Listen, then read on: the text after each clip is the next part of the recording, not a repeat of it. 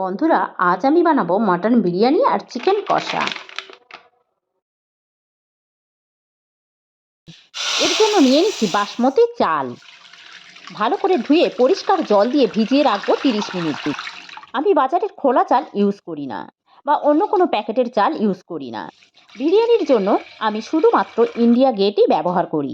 প্রথমে আমি আলুগুলো সিদ্ধ করে নেব। তার জন্য একটা কুকার নিয়ে নিয়েছি এবং কুকারে নিয়েছি জল, হলুদ, লবণ ও একটু রিফাইন তেল। এবার আলুগুলো দিয়ে ভালো করে সিদ্ধ করে নেব। এবার কুকারটা গ্যাসে বসিয়ে একটা সিটি মেরে নেব। এবার একটা কড়াই তেল গরম করে পেঁয়াজ ভেজে বেরেস্তা বানিয়ে নেব। দুটো বড় সাইজের পেঁয়াজ নিয়ে তার উপরের খোসাগুলো বেরেস্তার জন্য কেটে নিয়েছি এবং ভিতরের অংশটা ক্যারির জন্য রেখেছি।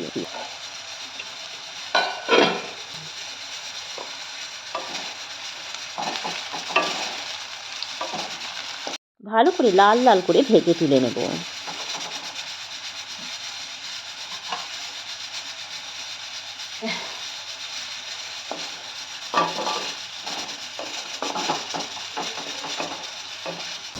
আমার বেরেস্তাটা হয়ে গেছে, আমি তুলে নিচ্ছি। কয়েকটা কাঁচা লঙ্কা কুচিয়ে রেখেছি, ওগুলো তেলে ভেজে নেব।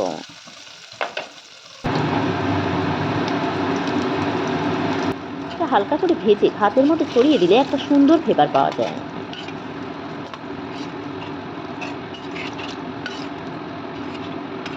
ওই তেলে দিয়ে দিচ্ছি একটা শুকনো লঙ্কা, একটা তেজপাতা ও রসুন কুচি।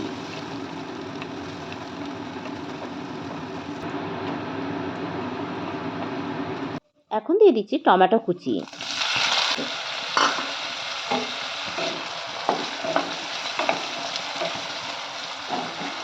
দিয়ে দিচ্ছি একটু পাতিলেবুর রস। এবার পরিমাণ মতো লবণ দিয়ে একটু ঢাকা দিয়ে দেব, যাতে টমেটোটা খুব সহজেই গলে যায়। টমেটো ভালোভাবে ভেজে নেব, যাতে টমেটোর টক ভাবটা চলে যায়।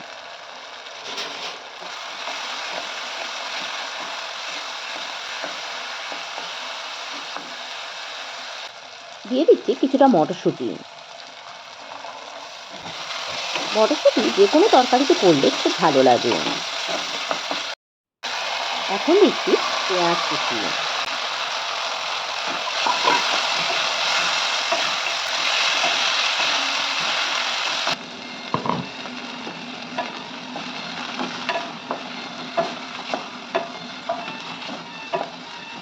এখন দিয়ে দিচ্ছি কয়েকটা কাঁচা লঙ্কা কুচি।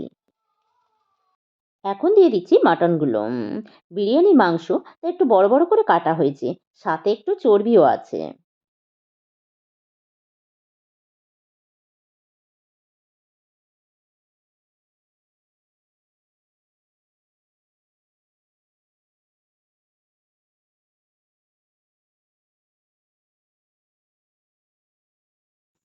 এখন রাইসটা বানিয়ে নেব, তাই ডেকচি বসিয়ে দিয়েছি। দিয়ে দিচ্ছি জল, গোটা গরম মশলা, দুটো তেজপাতা দিয়ে ঢাকা দিয়ে দিচ্ছি। জল ফুটে গেছে, এবার চাল দিয়ে দেব।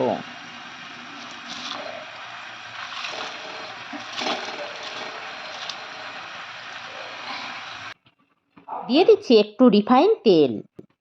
বিরিয়ানির ভাত শক্ত শক্ত নামাতে হবে, নইলে ঝরঝরে হবে না। ভাতটা জল ঝরিয়ে আমি একটা বড় পাত্রে ঠান্ডা করার জন্য ছড়িয়ে দেব।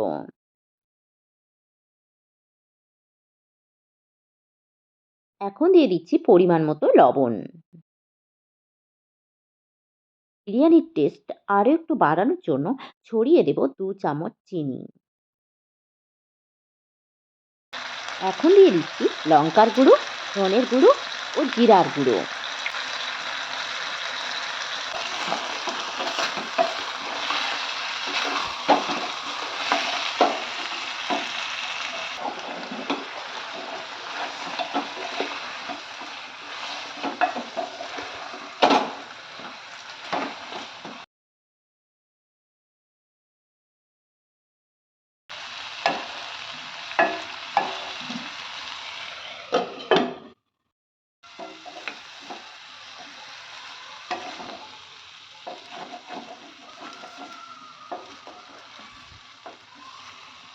আমার মাংসটা কষা প্রায় হয়ে গেছে।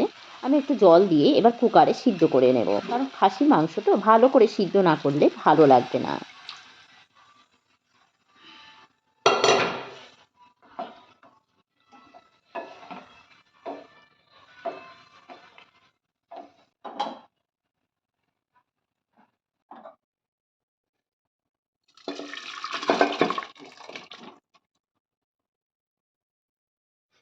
দিয়ে দিচ্ছি একটু কাশ্মীরি লঙ্কার গুঁড়ো ও গরম মশলা।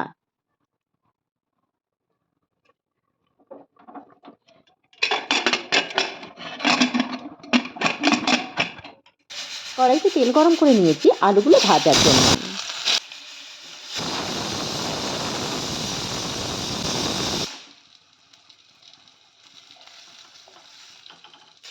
এভাবে আমি সমস্ত আলুগুলো ভেজে নেব।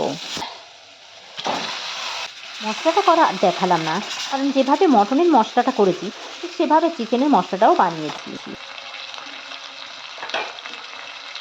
দিয়ে দিচ্ছি হলুদের গুঁড়ো, লঙ্কার গুঁড়ো, ধনের গুঁড়ো, জিরার গুঁড়ো।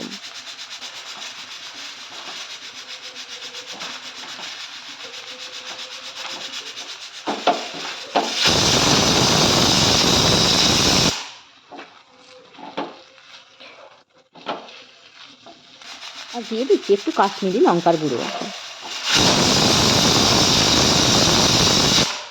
মাটন বিরিয়ানির সাথে সবসময় আমি চিকেন চাপ বানাই, কিন্তু আজ মনে হলো একটু অন্যরকম করি, তাই আজ বানাচ্ছি চিকেন কষা।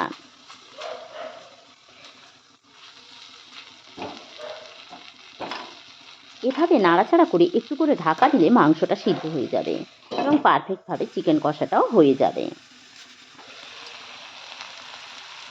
আর যারা চিকেন বেশি সিদ্ধ খেতে ভালোবাসেন তারা এটাকে কুকারের মধ্যে দিয়ে ছোট গ্যাসে একদম লো আঁচে 5 মিনিট রাখলে হয়ে যাবে।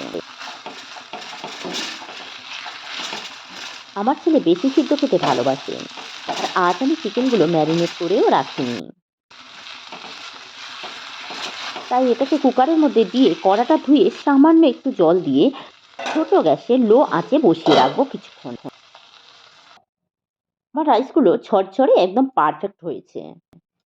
বিরিয়ানি আমি কুকারেই ভাপাবো, তাই কুকারে কিছুটা মটন গ্রেভি দিয়ে দিয়েছি। আর দিয়ে দিচ্ছি 3-4 চামচ ঘি। এখন মোটা করে একটা ভাতের লেয়ার দেব। ভাতের লেয়ারটা সমান করে নিয়ে মাটনগুলো সাজিয়ে দেব।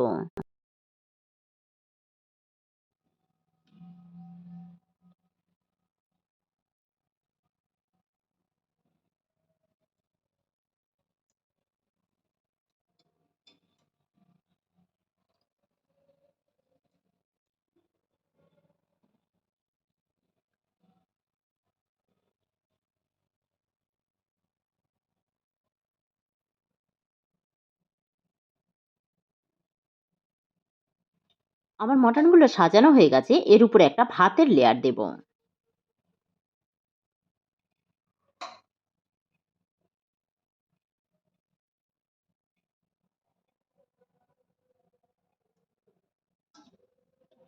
একটা প্যাচুলা দিয়ে সমান করে নিয়ে আলুগুলো সাজিয়ে দেব।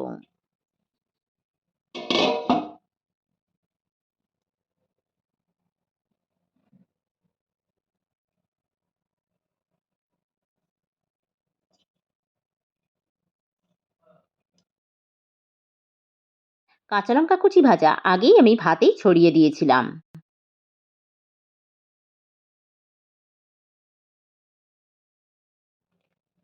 এখন বেরেস্তাগুলো ছড়িয়ে দিচ্ছি।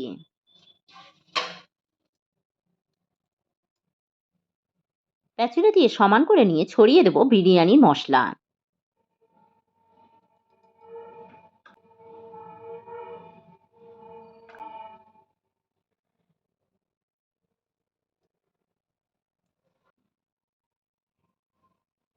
ছড়িয়ে দিচ্ছি 2 ছিপি গোলাপ জল।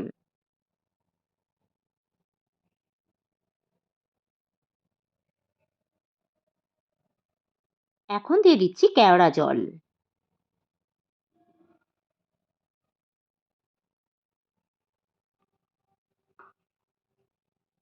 দিয়ে দেব 5-6 ফোঁটা মিঠা আতর।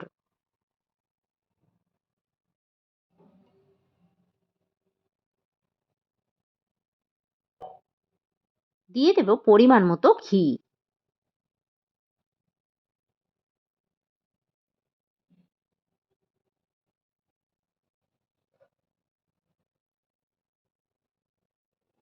এখন আমি কুকারের মুখটা ঢেকে দিয়ে ছোট গ্যাসে লো আঁচে রেখে দেব বেশ কিছুক্ষণ। মাঝে মাঝে গিয়ে হাত দিয়ে দেখব মাথাটা গরম হয়েছে কিনা। মাথাটা যদি গরম হয় এবং মাথায় যদি হাত চেপে রাখা না যায় তাহলে জানবেন হয়ে গেছে। গ্যাস বন্ধ করে দিয়ে কিছুক্ষণ ওভাবেই রেখে দেব। যদি তলা ধরে যাওয়ার ভয় লাগে তাহলে তলায় একটা চাটু দিয়ে মাঝারি আঁচে দিয়ে দেবেন।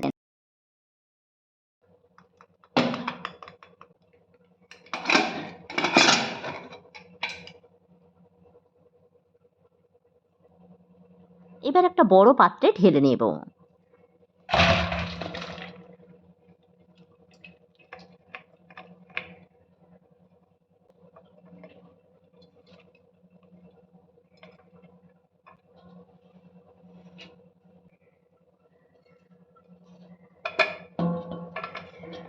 যেহেতু মশলাগুলো উপরে দিয়েছিলাম তাই একটু ঝাঁকিয়ে সবকিছু মিক্সড করে নেব। এখন আমি গরম গরম পরিবেশন করব।